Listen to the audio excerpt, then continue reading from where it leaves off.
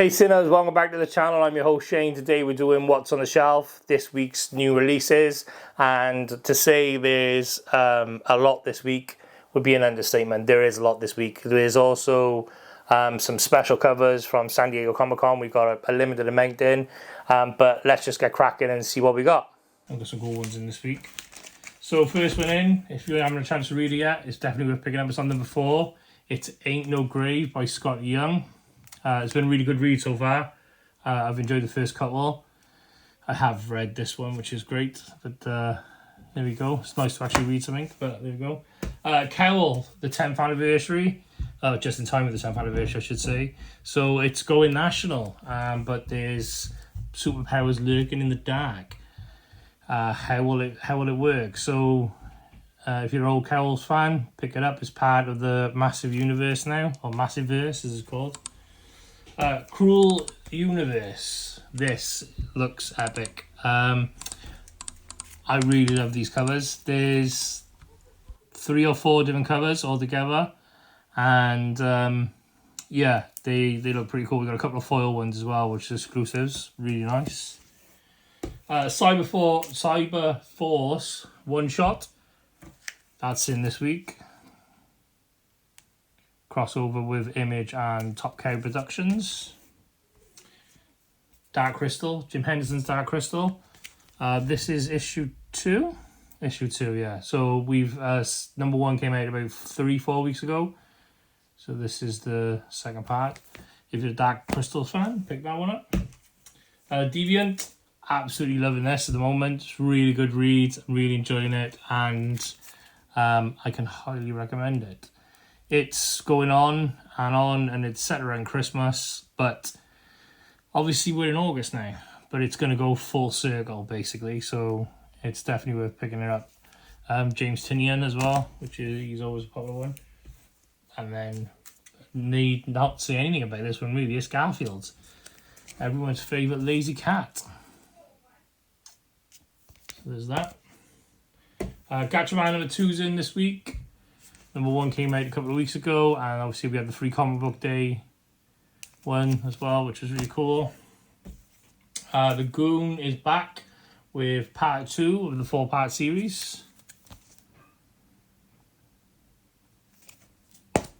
Then we have Hercules number 4, another Disney Dynamite crossover.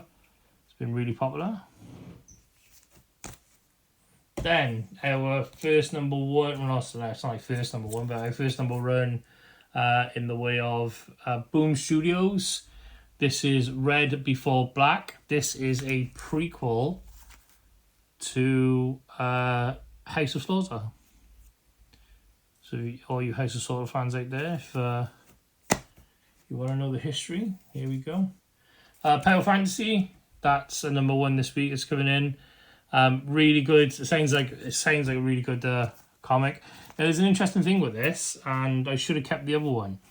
For some reason, and I'm going to guess there's a meaning behind it, there's another cover A, which has got the same barcodes, same everything, but all this is white, and you don't have this part here. So there's some subtle differences, and I don't know if that's like an Easter egg version, or if it's like a rarity in the way of chasing it. I don't know, but that's the version I bought. But there's another version, and it's not a different code. It's the same barcode. It's not a variant B or anything like that. It's exactly the same cover, but for some reason it's got slightly different. I don't know why. Scarlet's ongoing. Number 3 is in. Obviously ties into the G.I. Joe universe. And then last one for indies this week, Walking Dead. Obviously the deluxe 94, obviously leading up to Negan. So that'll be us, 2 issues away, I believe. We're looking forward to getting that in. But yeah, these have been really popular again, and we have the variants of that in as well. Then we're going to go on to DC. There's a lot more this week than there was last week with just the 3. Absolute Power number 2 is in. As I mentioned last week, I haven't read this yet, but I do plan on reading the whole thing because I'm interested in it. Just going to pop these out of the way. There. So we got that one. Then we got Batman 151, which is an Absolute Power tie-in. And there we can see Batman, Catwoman and Bizarro on the front. And the variant, which looks pretty cool. Quite like that. Then we have Batman and everyone's favourite dog. We've had the cat, now we've got the dog. Scooby-Doo, issue number 8. Batman and Scooby-Doo Mysteries.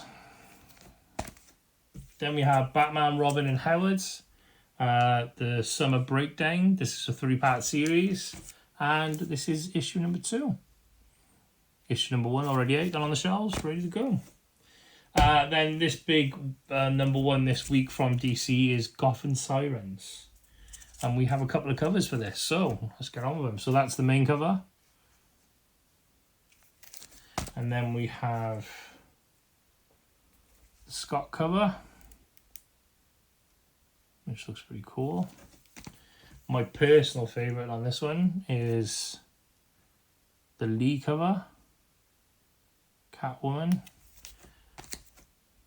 I know somebody is going to love this version, the Poison Ivy. And I'm a bit of a sucker for these ones, and it's the old super powered collector toys. I used to collect these all the time, but yeah, these are cool. I really like them. And then we have the swimsuit edition with Harley on the front. Next up is the next installment into Kneel Before Zod. I'm not reading this. Laura is. She said it's really good. She's really enjoying it. And she can't believe it's been 8 months because this is a monthly one. But here we go. Kneel Before Zod. Then after Kneel Before Zod, we've got My Adventure with Superman. This is number 3. Soup's arrested. And then The Boy Wonder.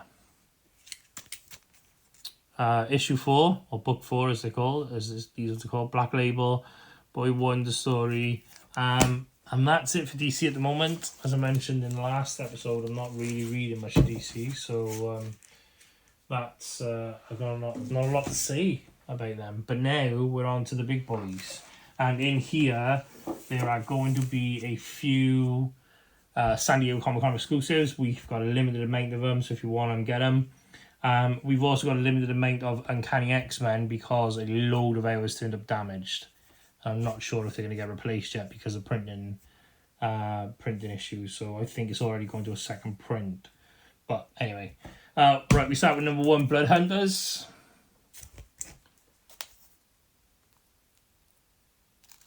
Right there. Daredevil, Kingpin, and Elektra on the front. Or the Woman Without Fear, as she's been.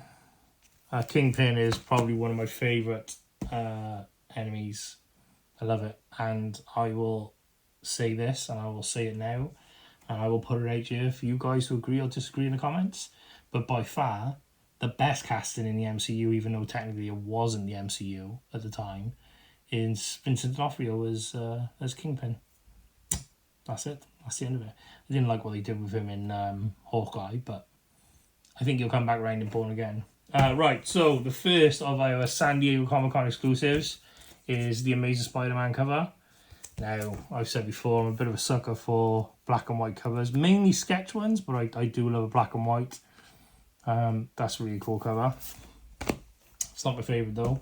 We have Phoenix number 1 with one Deadpool on the front. And Wolverine, I wonder why they did that. This is, this one, I've got 2 favourites in this. This is Spider-Man number 1, which is really cool. Then we have Ultimates number 2, which is this one. But probably, if I had to pick out of all of them, this would be my overall favourite. But I do like the Spider-Man one as well, because I like the ring. But this is X-Men number 1, San Diego Comic-Con exclusive. Really cool cover. I like this one more because there's a little bit more detail on it. It's a little more sketched out. I really like that. Then we have the start of Spider-Man, the Black Suit and Blood. We said the other week with the Turtles one that this is a new sort of side thing they're doing, red, white and blood. Well, this is Black Suit and Blood. This is the normal cover, which is pretty nice. I quite like it.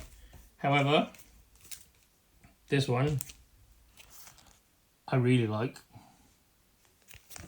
But this one is my favourite because I like the mashup of it. It's a callback. Really cool. Really like that. And then everyone's favourite, Scott Young. He's done one, which is a homage to one of his previous ones.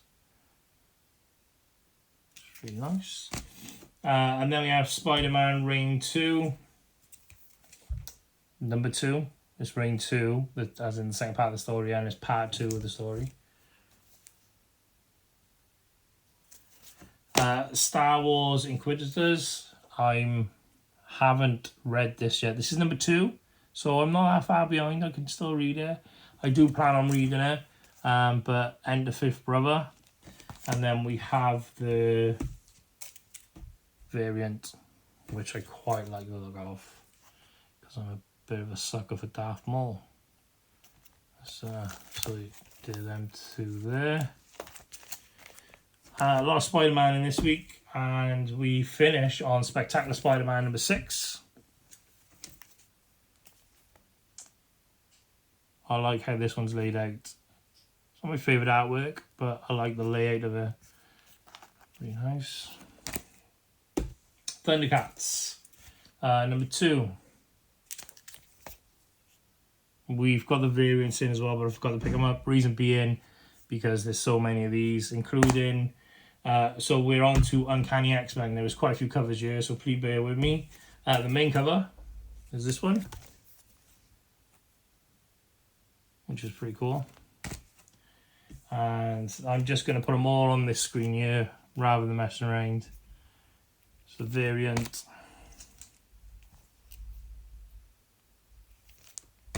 Then we have the negative from John Taylor Christopher, which I quite like. Big fan of his. This is a really cool cover. We also have the 1 in 50 version of this, which is the Virgin cover. Again, Marvel being Marvel, just being lazy and making a cover you can get as a variant, as a ratio variant. Collage X-Men logo. I quite like that cover.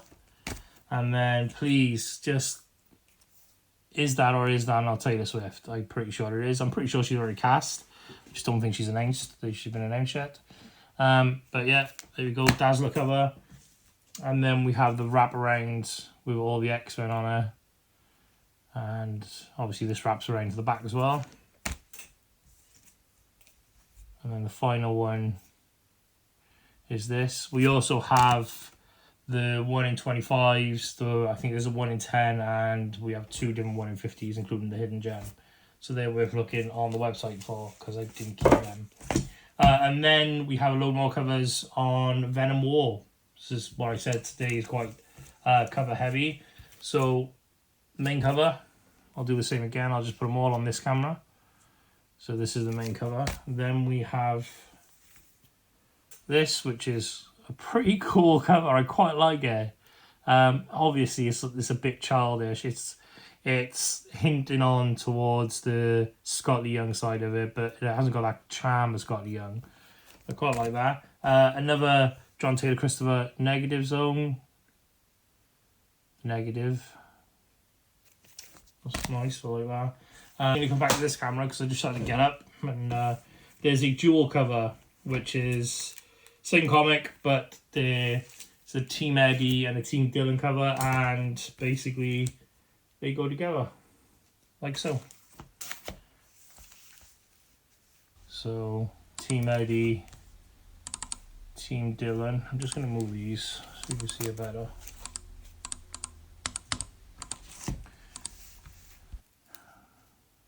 So this is a joint cover.